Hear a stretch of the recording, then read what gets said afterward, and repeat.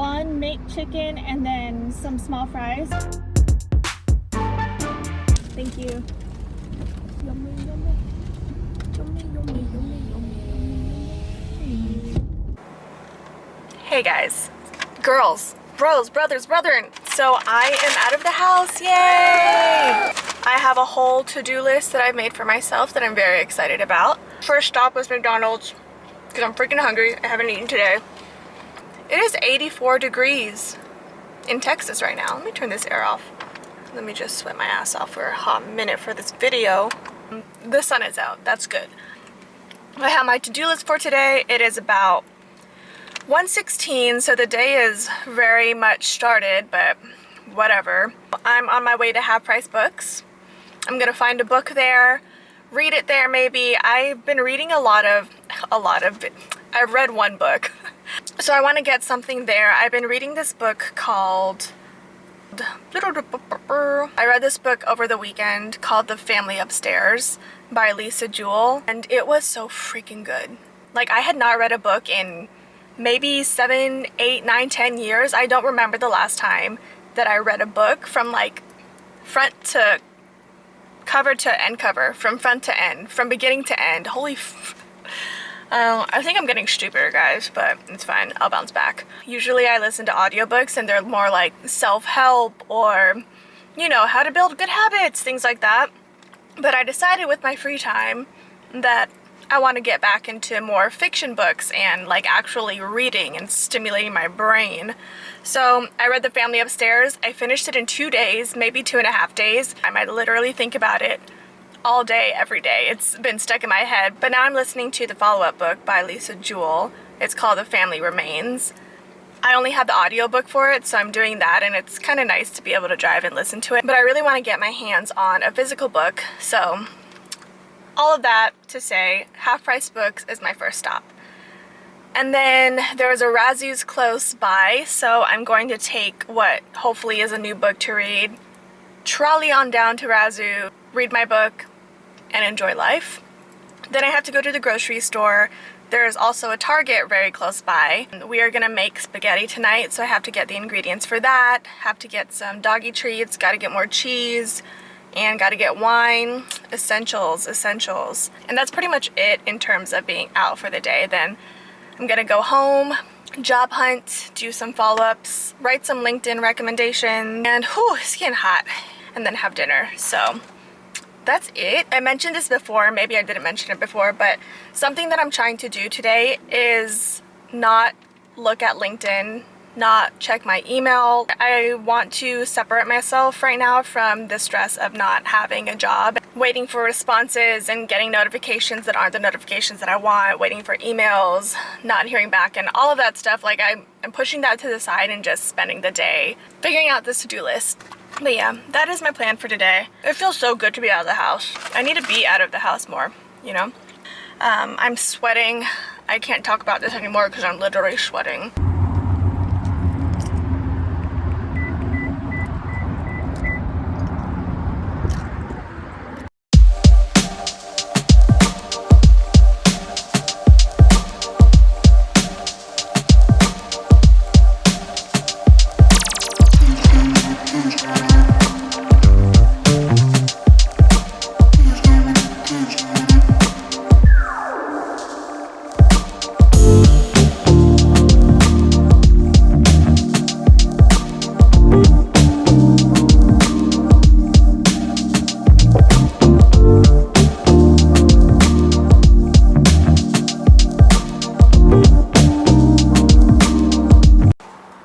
Let's do a little book haul, shall we?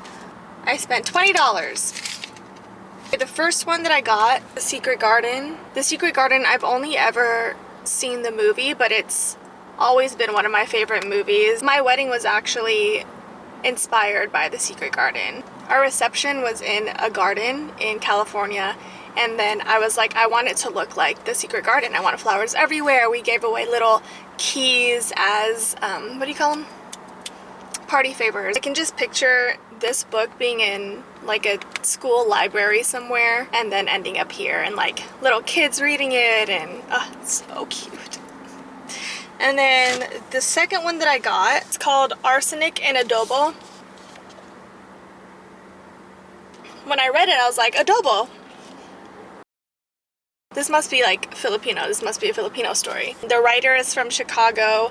It says she uses humor and murder, very good combination for a book, to explore aspects of the Filipino diaspora, queerness, and her millennial love for pop culture.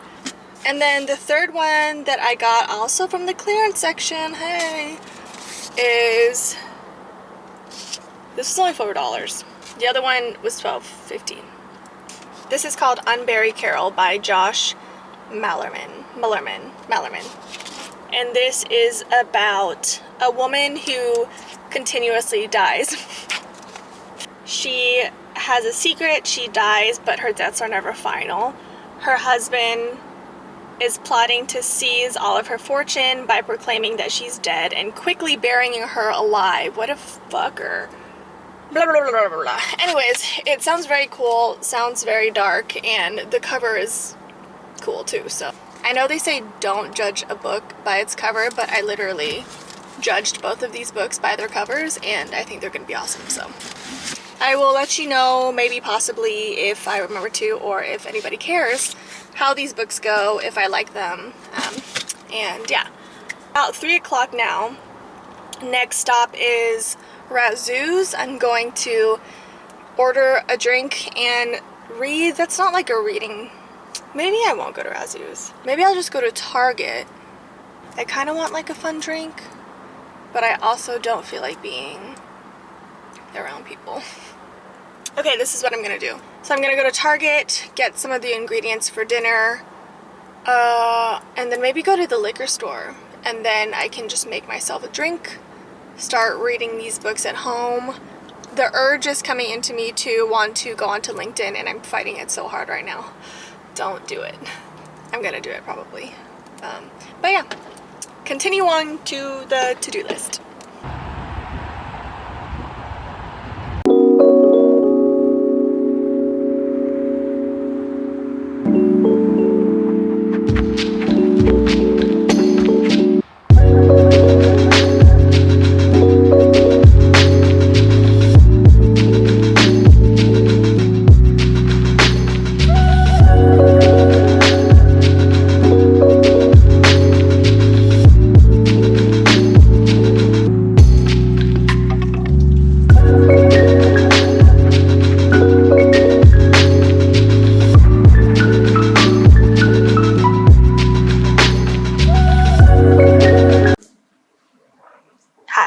Alright, so checking a couple more things off my to-do list.